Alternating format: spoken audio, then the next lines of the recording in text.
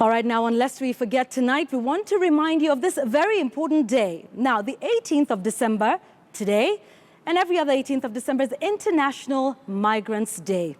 This is a day that is set aside by the UN to recognize the efforts, contributions, and rights of migrant workers.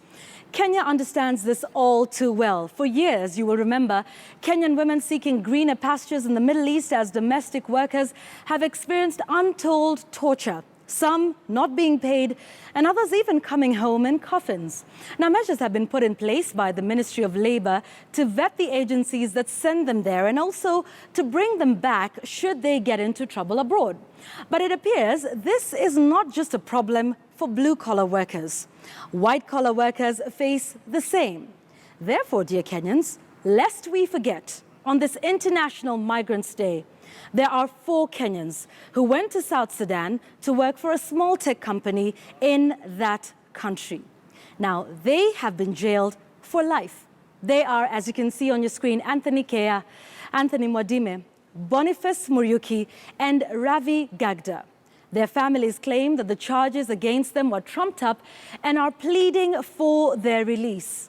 1 year, 6 months later, listen to Anthony Mwadime's mother, still in pain over her son's search for greener pastures that turned sour. Listen to this. Tuambie ukweli kama itatuletea watoto au watuambie hiyo diplomasia au amini hiyo sitotiki.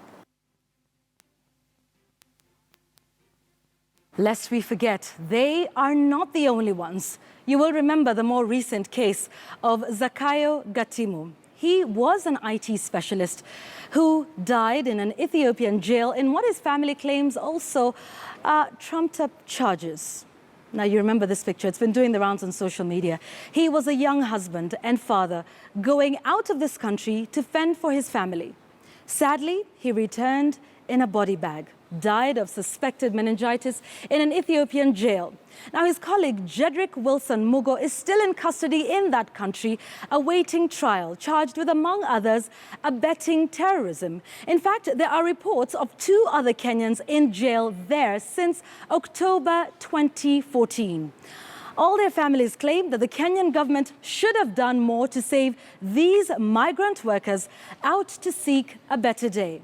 Others are even calling on the Foreign Affairs Cabinet Secretary Amina Mohammed to bring them all back home, even as she seeks the leadership of the African Union Commission.